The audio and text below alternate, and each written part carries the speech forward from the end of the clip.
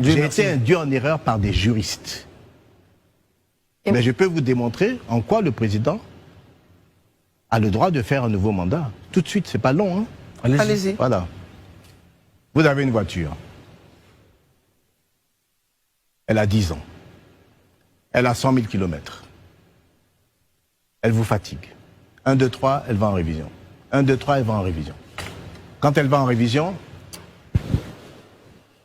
changez une pièce, ou bien on vous dit on peut la réparer, vous réparez. Et puis au bout d'un certain temps, vous en avez assez de cette voiture. Vous avez fait 3, 4 révisions. Vous dites, là j'ai un peu d'argent, je vais vendre cette voiture, ajouter l'argent et acheter une nouvelle voiture.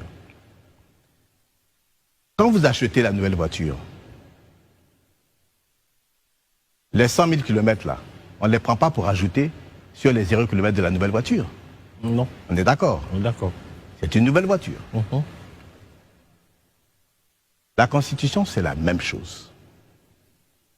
Il y a eu 4 révisions constitutionnelles. 4. 2 sous Gbagbo. En 2005, Gbagbo, c'est juin et juillet 2005. Il fait 2 révisions. 2 sous Ouattara.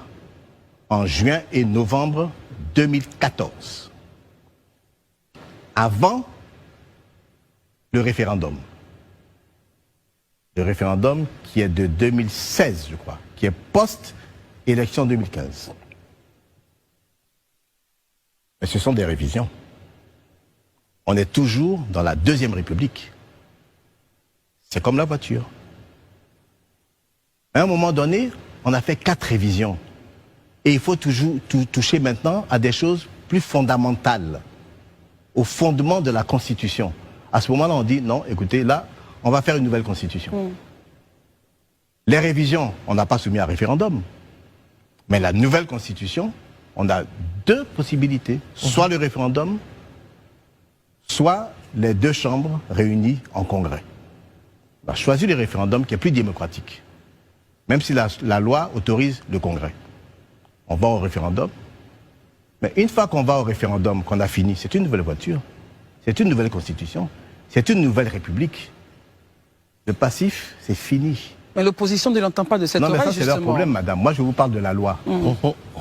Le passif, c'est fini. Nous sommes dans une nouvelle constitution, donc dans une nouvelle république. Et vous avez eu besoin de juristes pour vous expliquer cela? Excusez-moi une minute, s'il vous plaît. Je vous en prie. Pourquoi je prends l'exemple de la voiture? Pour que les Ivoiriens comprennent mieux, que l'Ivoirien lambda comprenne mieux. Sinon, entre nous, je vous dirais simplement, c'est pas rétroactif, ça ne rétroagit pas. Ça veut dire que tout ce qui est le passé, c'est fini.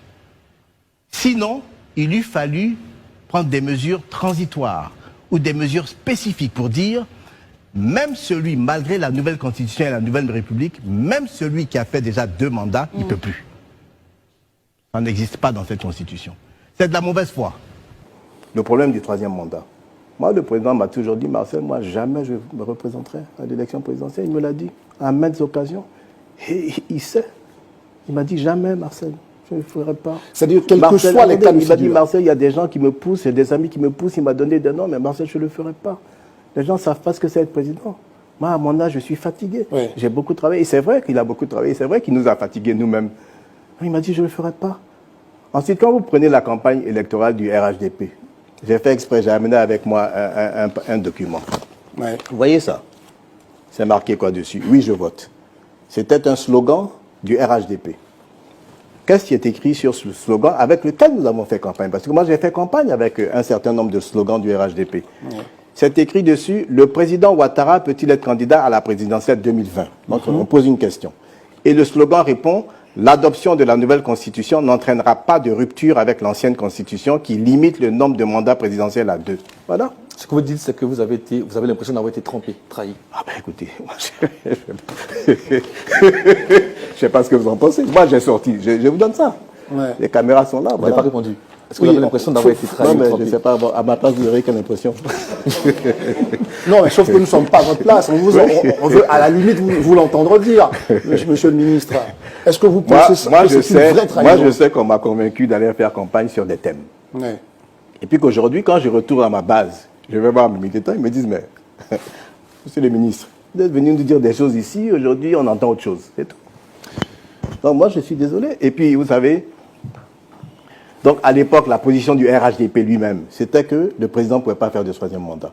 Bon, je ne vais pas vous citer le ministre Sankambilé, le ministre Bakongo, etc., parce que je ne vais pas rentrer dans cette polémique. Mais laissez même ce côté légal, laissez de côté. Mais le côté moral. Le Congrès, vous savez ce que c'est le Congrès? C'est l'Assemblée nationale plus le Sénat. C'est le Parlement, réuni en Congrès, une seule chambre. C'est ce Congrès qui a validé la dernière modification constitutionnelle de 2020. Donc c'est quand même une instance élevée. Et c'est devant cette instance que le président nous dit « je ne serai pas candidat ». D'accord? C'était le 5 mars. Et puis le 6 août, le lendemain du jour où je l'ai rencontré d'ailleurs, et il ne me l'a pas dit, il ne m'a pas dit « Marcel, je serai candidat demain ». Il dit « maintenant je suis candidat ». Bon, c'est un problème moral. Quand on a donné sa parole, il faut la tenir.